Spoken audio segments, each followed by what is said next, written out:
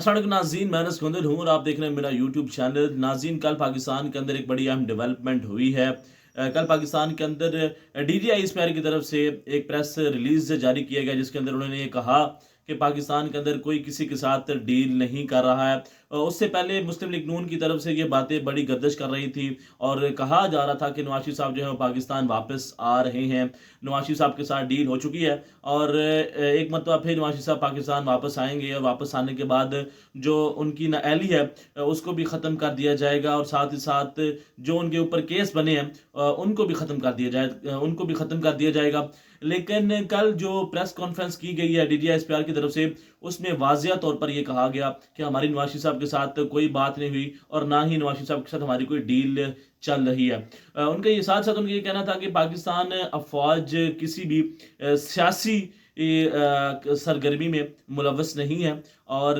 पाक फ़ौज जो इदारा है वो हुकूमत के मातहत है और हुकूमत के साथ मिलकर काम कर रहा है और पाकिस्तान गवर्नमेंट और पाकिस्तान अफवाज के जो ताल्लुकात हैं वो एक बेहतर स्टेज के ऊपर हैं और इनके दरमियान कोई दूरियां नहीं हैं। ये कल कहा गया। इससे पहले मुस्लिम लीग नून की तरफ से बड़ी एक इम्पैक्ट बनाया गया, एक माहौल बनाया गया जिसके अंदर ये बातें करना, गर्दिश होना शुरू हो गई कि नवाज शरीफ साहब वापस आ रहे हैं और इमरान खान साहब जो है वो घर जाएंगे। इमरान खान साहब की हुकूमत जो है वो अब पूरे 5 साल नहीं कर पाएगी। लेकिन ये सारी बातें जो हैं कल डीजीआईएसपीआर ने इनके ऊपर पानी फेर दिया। जो दावे किए गए थे मुस्लिम लीग नून की तरफ से वो दावे सिर्फ और सिर्फ दावे ही रह गए। और साथ ही साथ आसिफ जरदारी साहब ने भी बात की थी कि अगर ये खुद कहते हैं कि हमें कोई फार्मूला दिया जाए कि हम इनको माइनस करें, तो मेरे पास कोई ऐसा फार्मूला नहीं है। इन्होंने पाकिस्तान को तबाह किया था और ये पाकिस्तान की तबाही के जिम्मेदार हैं, तो ये खुद इसका हल निकालें। तो इन जो कल कॉन्फ्रेंस हुई है उसने ये सारी बातें जो है वो साबित कर दी हैं कि यहाँ पे पाकिस्तान के अंदर कोई ऐसी सरगर्मी नहीं की जा रही जिससे ये साबित हो कि पाकिस्तान तरीके इंसाफ की गवर्नमेंट को ख़तरा है या फिर इमरान खान साहब जो है वो घर जा रहे हैं। और साथ ही साथ उन्होंने कल एक और बात की कि आर्मी चीफ कमर जवेद बाजवा की एक्सटेंशन के हवाले से उन्होंने कहा कि ऐसी कोई बात नहीं है, ऐसी कोई बातें नहीं चल रही हैं। ये जो जितने भी प्रोपोगंडा किए जा रहे हैं पाकिस्तान के अंदर या पाकिस्तान के बाहर, ये सिर्फ और सिर्फ पाकिस्तान को बदनाम करना, पाकिस्तान के अदारों को बदनाम करना और पाकिस्तान गवर्नमेंट और पाक फ़ौज के दरमियान ताल्लुकात को ख़राब करना और ताकि पाकिस्तान की जो आवाम का एक एतमाद है, एक यकीन है पाकिस्तान अफवाज के ऊपर, उसको डैमेज करना ताकि जो पाकिस्तान की आवाम के अंदर जो पाकिस्तान अफवाज के लिए मोहब्बत है उसको ख़त्म किया जाए। ख़त्म करने का ये मकसद है। लेकिन उन्होंने कहा कि ऐसे जितने भी लोग हैं जो पाकिस्तान के अंदर बैठ के या पाकिस्तान के बाहर बैठ के ऐसी सरगर्मियाँ या ऐसी एक्टिविटीज़ कर रहे हैं, उसका उनको ना तो कभी पहले फ़ायदा हुआ और ना ही अब फ़ायदा होगा। अब बात करते हैं मुस्लिम लीग नून की तरफ से दूसरी जो बात बड़ी इंपॉर्टेंट है वो ये है कि मरीम नवाज साहिबा और परवेज़ रशीद साहब की एक और ऑडियो लीक हुई है जिसके अंदर उन्होंने रिपोर्ट कार्ड के नाम से जियो न्यूज़ के ऊपर एक प्रोग्राम चलता है जिसमें वो कह रही हैं कि हसन निसार साहब अच्छे हमें गालियाँ देते हैं। अरशाद भट्टी को कुत्ते के नाम से जो है वो मुखातिब किया गया, जो कि बड़ा ही गलत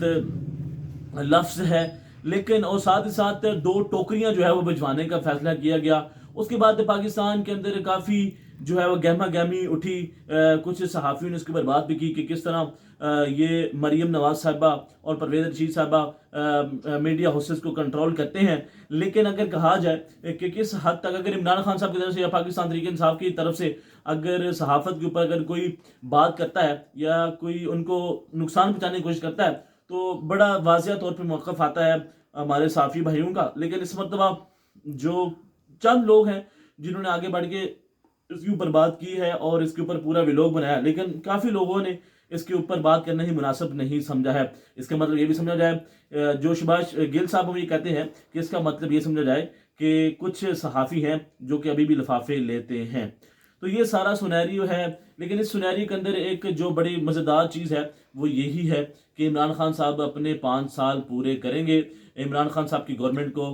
किसी तरफ से भी कोई ख़तरा लाहिक नहीं है। جو پہلے باتیں کی جا رہی تھی کہ عمران خان صاحب گھر جائیں اور اس کے بعد ہی بات کی جائے گی، اور ڈیلیں ہو چکی ہیں، نواز شریف صاحب واپس آئیں گے، نواز شریف صاحب آئیں گے تو ان کی سزا ختم کر دی جائے گی، نواز شریف صاحب آئیں گے تو دوبارہ اپنی سیاسی سرگرمیاں سٹارٹ کریں گے. وہ جتنی بھی باتیں تھیں وہ من گھڑت ثابت ہوئی، اور مکمل طور پہ ڈی ڈی آئی اسپائر کی طرف سے یہ کہا گیا کہ ایسی کوئی بات نہیں ہے جس میں یہ کہا جائے کہ پاکستان فوج اور نواز شریف صاحب کے ساتھ کوئی ڈیل ہو رہی ہے. کوئی ڈیل نہیں ہے، یہ صرف اور صرف پروپیگنڈا ہے، یہ صرف اور صرف محض